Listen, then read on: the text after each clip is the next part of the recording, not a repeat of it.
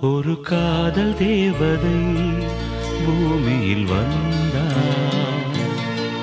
ஒரு காதல் காவியம் கையோடு தந்தாள். கல்லூரும்